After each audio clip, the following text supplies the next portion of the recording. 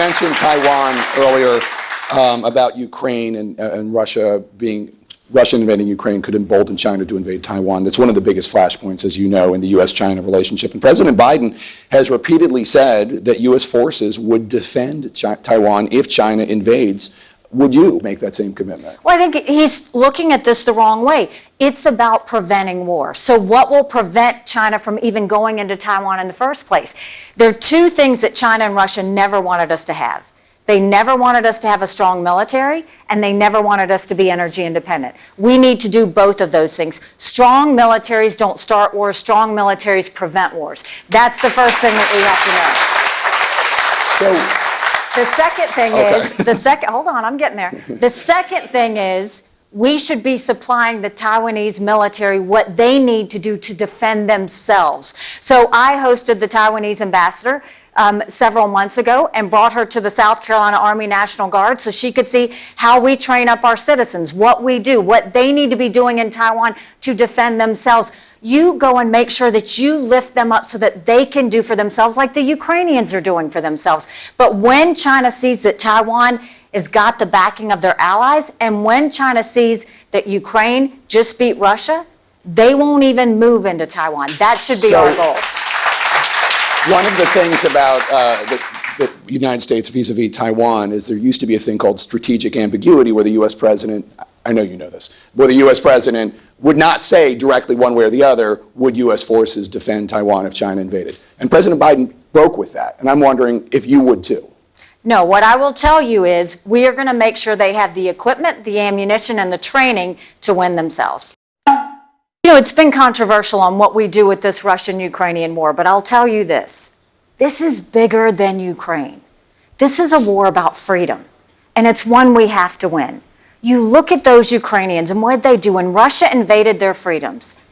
They moved in there, went to the front lines, and fought for their country. The women said, we're not going to stay back. They made Molotov cocktails to defend their country. Everybody gave them 5 days to survive. But yet their passion and their will pushed them forward. What we have to understand is a win for Ukraine is a win for all of us because tyrants tell us exactly what they're going to do. What we heard, China said they were going to take Hong Kong, they did it.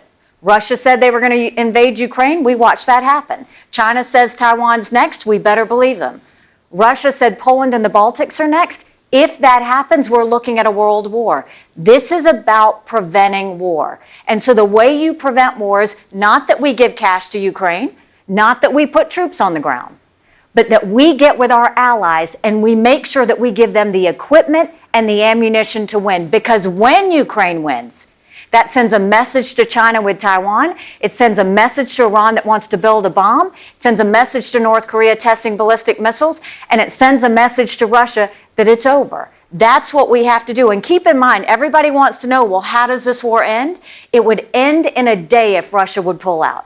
If Ukraine pulls out, then we're all looking at a world war. So this is a real issue that distinguishes you from some of your opponents. Former President Trump has refused to say whether he believes Russia should win the war or if Putin is a war criminal. Florida Governor Ron DeSantis referred to Russia's invasion of Ukraine as a, quote, territorial dispute. What do you think of that? I think that that's a mistake that too many have made. That's exactly what got the Europeans in this position with Russia in the first place, is that they're too trustful. You can't be trustful of a regime that goes in and tries to take away people's freedoms. What we need to understand is that Ukraine has the ability to win, but we have to think bigger than that.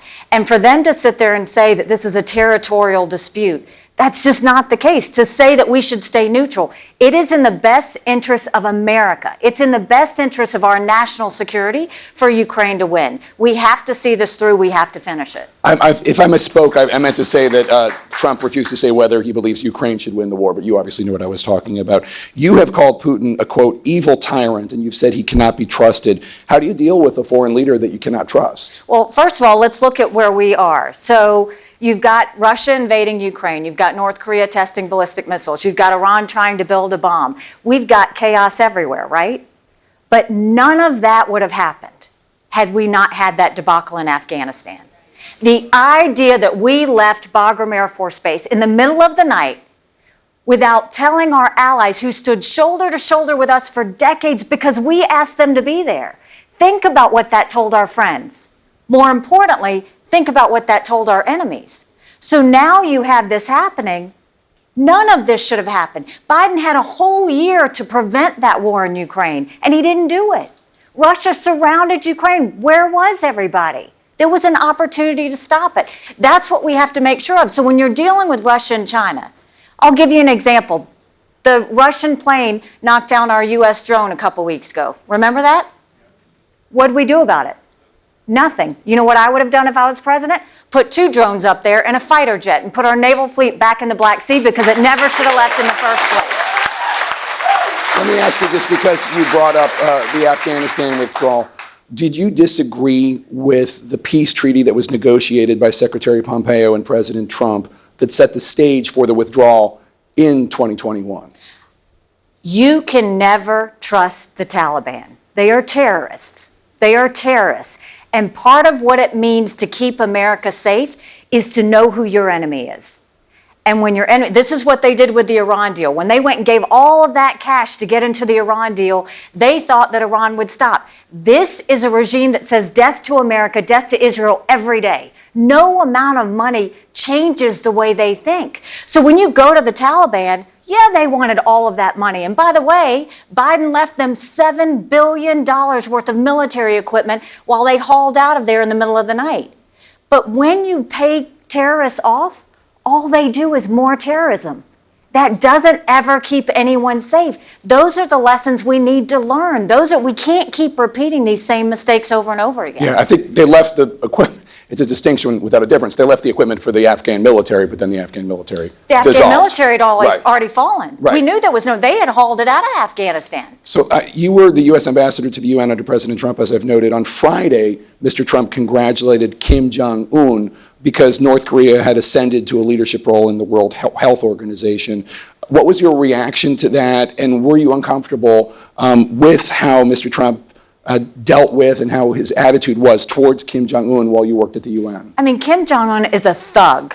And if you see what he has done to his own people in North Korea, when money went to North Korea, it didn't go to feed their people, it went to feed their nuclear program. There's nothing good or decent about Kim Jong-un. There's no reason we should ever congratulate the fact that they are now vice chair of the World Health Organization. And it goes to the fact that also the World Health Organization is a farce to start with. We saw that during COVID. So it did bother you, and you didn't like his congratulating of Kim Jong-un, and you didn't like how he dealt with him when I don't think we ever should congratulate dictators.